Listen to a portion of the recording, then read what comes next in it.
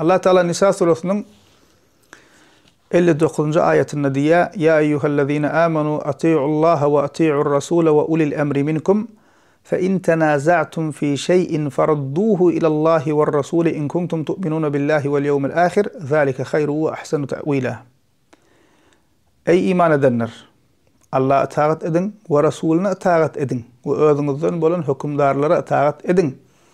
Eğer bir meselede düşünüşmeseniz, eğer Allah ve ahirete iman ediyen bolsanız, ol düşünüşmeyen meselenizi Allah ve Resulüne kaytarın, hayırlısı ve neticesi gowy bolan şodur diye. Yine Müslüman doğanlar Allah Teala bize ağzıvir bolmağımız için näme etmeliğini ve nämeden äga bolmalığımızı Allah Teala bize şul ayette öğretiyor. Ey iman edenler! Ey özüne Müslüman mümin deyip gören kişiler! Allah'a itaat edin ve Resulüne itaat edin diye.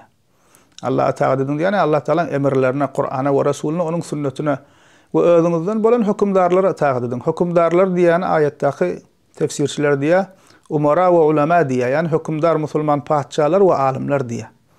İtaat edin, ağzıvir olmak için baş gerek. İtaat edin özünüzden bolan Müslümanlara, hükümdarlara diye. Alimlere ve hükümdarlara. Son näme etmeli? Eğer bir meselede düşünüşmeseniz, aranızda ihtilaf olsa, bir meselede bolyamy, bolanokmy diýip bir dawa girse ara, şo nähile etmeli Müslüman doganlar, näme göre çözmeli? Allah Teala diýär: eger Allah we ahirete iman edýän bolsaňyz, eger Allah we ahirete imanınız bolsa, ol düşünüşmeýän meseleňizi Allah we Resulüne gaýtaryň diýär. Yani Kur'an we sünnete gaýtaryň. Hayırlısı we neticesi gowy bolan şodur diýär. Demek yine Müslüman doganlar ağzıvir boljak bolsak Allah we Resulüniň diýeni bilen bolmaly. Allah we Resulüniň diýenini etmeli. Kur'an we sünnete şeriata göre bolmaly. Kur'an we sünnette şeriata bolmayan zatlar taşlamaly. Olaň üstüne näme ihtilaf edip dawalaşyp ýörmeli däl. We eger bir meselede düşünüşmedik, şoň dogurlygyny, bolýandygyny, bolmaýandygyny biljek bolsak, Allah we Resulüne, Kur'an we sünnete gaýtarmaly. Mysal üçin mevlüt meselesi kän dawa edilýär. Mevlüt meselesi kän dawa edilýär. Susanan bidgatçy soplar şunu bilmeyen adamlaryň gözüne rawaşlandyryp börler goýa bir Allah'ın emri peýgamberiň sünneti ýalag edip, farz ýa sünnet ýalag edip. Indi gel şunu dawalaşyp çekeleşip durmaly, Kur'an we sünnete gaýtaraly. Kur'an'da Allah Teala bize peýgamberiň doglanmagyny bellemeklik buyurup durmy? Buyurmandyr. Buyuran bolsa Kur'an'da buyurulan bolsa farz bolardy.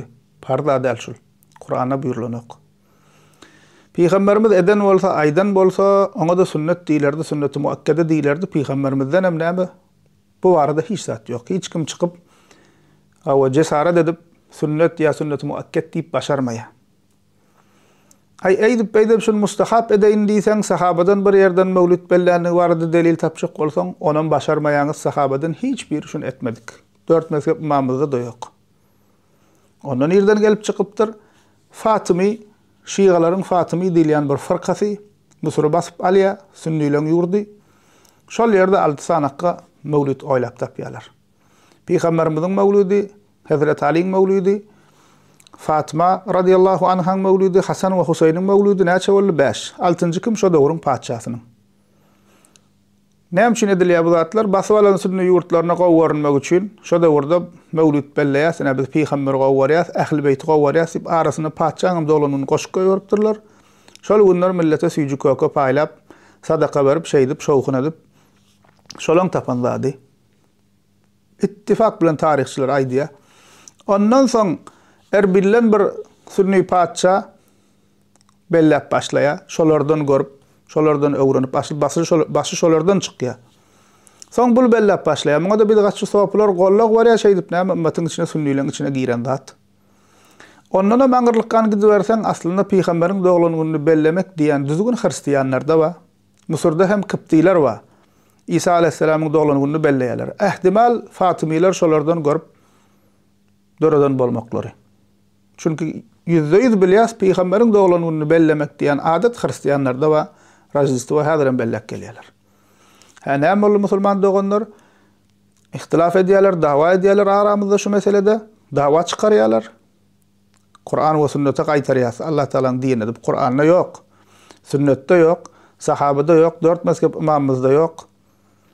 ki yalandan Ebu Hanife şey deyiptir rahimehullah, Mevlüt bellaptir deyip yalan hiç bir sahih itibarlı kitapta yok.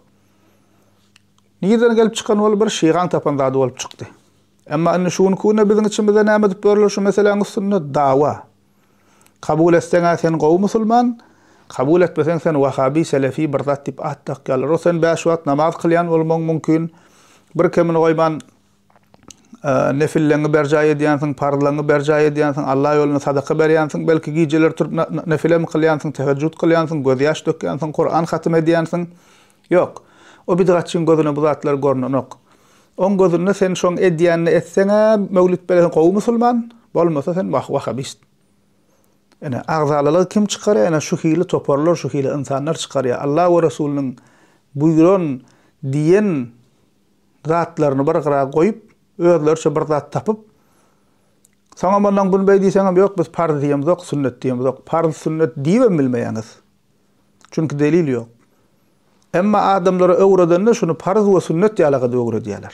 Hukman etmeliler, o kalyan yerik bereket gelýär, hatta käbirler öte geçýär, peýgamberiň ruhy gelýär diýip başga da kän zatlar goşýarlar.